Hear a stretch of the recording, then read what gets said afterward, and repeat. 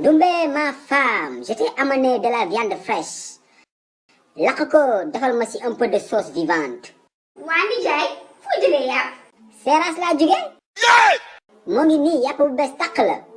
waa ceebu jën bi ma dugg ba pare man nan laa koy def. këpp ko kenn du gis yàpp di lekk jën. maaleykum salaam. Malick sa añ mi ngi ci waañ bi tey lakk yàpp lañ togg. lakk yàpp mbaa bokkul ak yàpp bi laay Gainsman doon jaay si koñ bi si suba rek.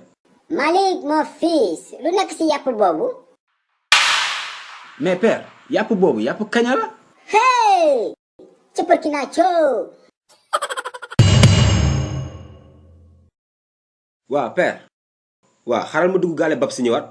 Malick mon fils tàggu nga ma téeméeri junni yoon demal sa yoon sooy dem. mais père mënu ma demee noonu si suba ba léegi lekkoo dara te nagoo wax ak kenn. mais nu may lekkee Malick sama xel bi mooy tey c'est mon cerveau qui a rempli de tiflit. lan mooy tey sa xel. Malick danga fàtte yàpp kaña bi ma laay Gainsman jaay démb. ah dangay ree du man kese de sa ndey ji la jur tamit lekk na si de reetaan ko. waa père garaawul su ma jugee gaale bab si dinaa jaar si shop bi comme ça ma jëndaale la petit cola. ok Malick maa ngi lay xaar gaawal ci petit cola bi waay balaa may wàccu. Kang salaamaaleykum Père Suluxu nakamu yaa ngi caane. waa kii du laay Gainsman yow. moom la de en chair et en os. Père keroog dal nga si de yàpp bu bari laa la jaay junni. ah dama see dal.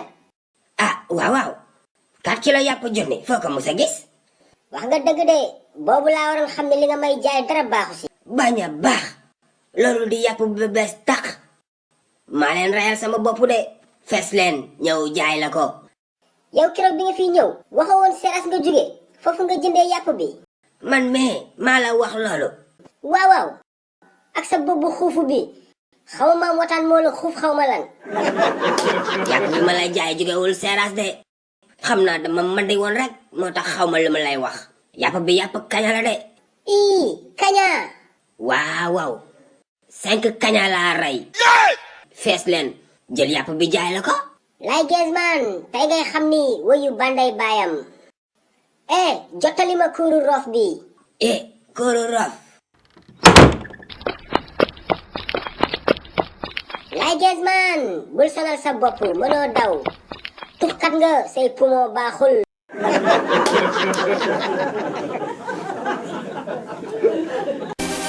xew-xew amatina de xale yi seen livre les sketchs de Suluxu ñëwatina tome 2 ak tome 3 bi génn na de waaw te bii ba dafa ànd ak lu bees tak non seulement dañuy yokk page livre yi ba 60 waaye dafa amaale ay question de compréhension pour améliorer intelligence xale yi livre Suluxu bu bees bi am na solo de mani ku gaaw la def commande doo am si livre yi de xale yi gaaw leen woo seen papa ak seen yaay ñu defal leen commande si numéro boobee ngeen di gis man moom defal naa commande sama doom ak samay jarbaat yàgg na ku yéex ñaar gaaw leen